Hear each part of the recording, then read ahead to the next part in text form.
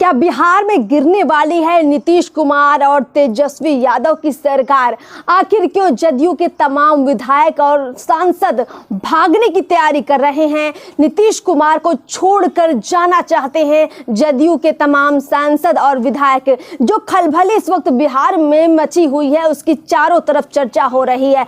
खुलकर चिराग पासवान और सुशील मोदी कह रहे हैं कि कई जदयू के सांसद और विधायक अब उनके संपर्क में हैं, यानी कि नीतीश कुमार के साथ नहीं रहना चाहते हैं। और अगर जदयू के सारे विधायक अगर उनको छोड़ देते हैं तो महागठबंधन की सरकार बिहार में खतरे में आ जाएगी और नीतीश कुमार की जो सीएम की कुर्सी है वो उनसे छिन जाएगी। तो नीतीश कुमार की दिल की धड़कनें बेहद इस वक्त तेज है और उनकी घबराहट इस कदर है कि वो अपने तमाम विधायकों और सांसदों को पुचकार रहे हैं, उनको बुला बुला कर निमंत्रण दे रहे हैं, चाय पिला रहे हैं, खाना खिला रहे हैं और उनको कुल मिलाकर इस तरह से मनाकर रखना चाहते हैं कि चाहे बीजेपी आए चाहे चिराग आए वो नहीं टूटे। लेकिन अब असल तस्वीर की अगर हम बात करें तो तस्वीर ये बताती है कि आने वाले 3 से 4 दिनों में जो कुछ महाराष्ट्र में हुआ वैसा कुछ बिहार में हो सकता है। नमस्कार, मैं अर्पिता और आप देख रही हैं पीओ भारत। आपको बता दें कि जब से नीतीश कुमार बीजेपी से अलग हुए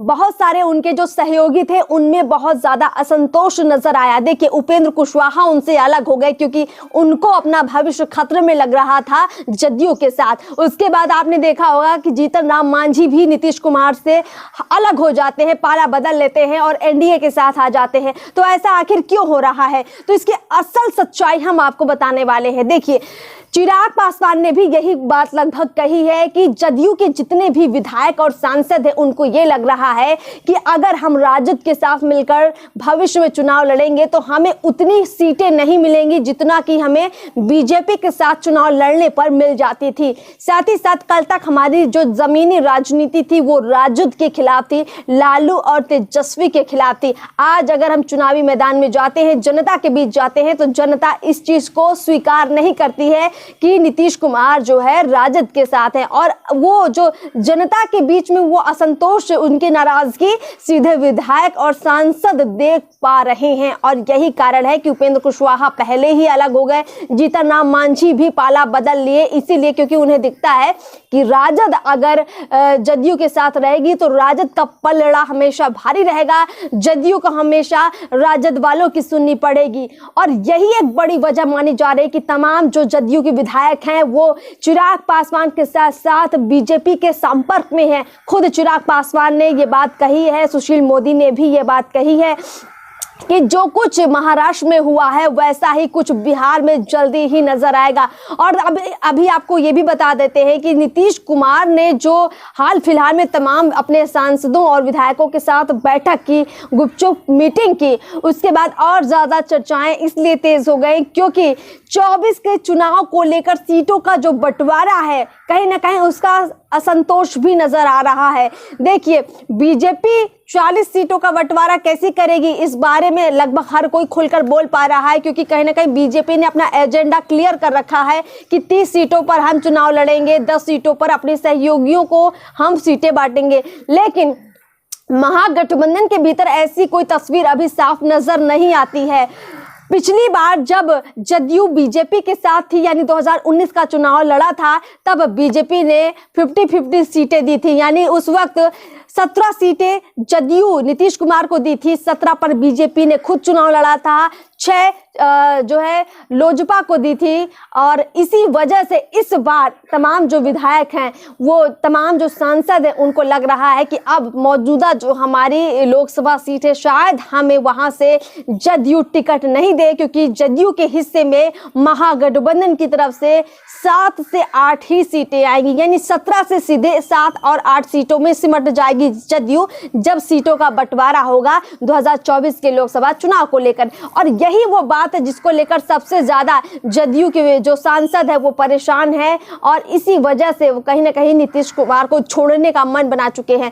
बात करें अगर 2025 की, तो 2025 में भी अगर महागठबंधन साथ में चुनाव लड़ता है तो जदयू के हिस्से बेहद कम सीटें आएंगी, क्योंकि हमेशा से आपने देखा है कि पिछले चुनाव में भी राजद का परफॉर्मेंस जदयू के मुकाबले बहुत अच्छा रहा, तो ज्यादा सीटों पर राजद ही चुनाव लड़ेगी। कांग्रेस भी है मैदान में, तो कांग्रेस भी पिछली बार की तरह इस बार भी ज्यादा सीटों की मांग करेगी। लेफ्ट की तमाम पार्टियां हैं वो भी अच्छी खासी सीटों की डिमांड करेंगी राज्यसभा लोकसभा चुनाव में, साथ ही साथ बिहार विधानसभा चुनाव में। जदयू के तमाम विधायक और सांसद हैं, उनको ये बात भी पच नहीं रही है कि अपना उत्तराधिकारी नीतीश कुमार ने तेजस्वी यादव को पहले से चुन लिया है, यानी कि अभी तक नीतीश कुमार मुख्यमंत्री बनते आए हैं और आगे साथ में जब नीतीश कुमार रहेंगे तो तेजस्वी यादव को मुख्यमंत्री बनाया जाएगा।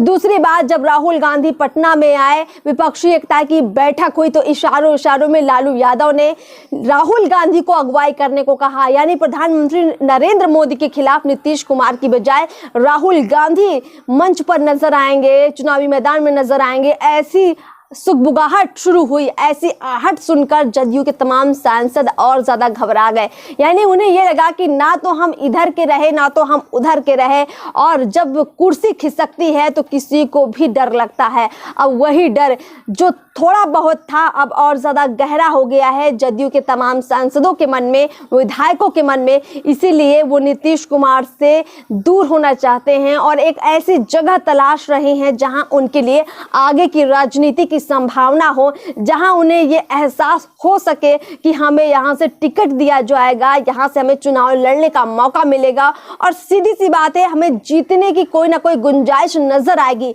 लेकिन जदयू के साथ रहकर उन्हें ऐसी गुंजाइश नहीं दिखती है, या यूं कहें बेहद कम नजर आती है। तो अब क्या कुछ 3-4 दिनों में होने वाला है, इसकी हर एक अपडेट हम आपको देंगे। लेकिन आप इतना समझ लीजिए कि अब ये जो घड़ी है ये नीतीश कुमार के लिए सबसे ज्यादा मुश्किल घड़ी है। अब नीतीश कुमार क्या इसे अकेले मिलकर संभालेंगे या लालू यादव भी उनके साथ इस मैदान में उतरेंगे और उन्हें कुछ सिखाएंगे, पढ़ाएंगे कि कैसे वो अपने विधायकों को बांध ले, कैसे वो अपने सांसदों को रोक ले और महागठबंधन की सरकार बिहार में चलती रहे। वैसे तो बिहार की जनता भी अब पूरे से सियासी उथल पुथल पर नजर बनाए हुए है, तो आगे क्या कुछ होगा वो भी हम आपको बताएंगे। लेकिन कुल मिलाकर इतना जरूर मान लीजिए कि आने वाले 4 से 5 दिनों में बहुत कुछ बदलेगा बिहार की राजनीति में। अब इस बदलाव में जनता को कितना फायदा नुकसान होगा ये देखने वाली बात होगी। फिलहाल इस विश्लेषण में इतना ही। कमेंट बॉक्स में अगर आप भी कुछ इस मामले में कहना चाहते हैं, आपका अपना कुछ विश्लेषण है, तो आप उसको खुलकर लिखिए और हमें भी बताइए। फिलहाल हमें इजाज़त दीजिए और फेसबुक पेज को फॉलो ज़रूर कीजिए। नमस्कार।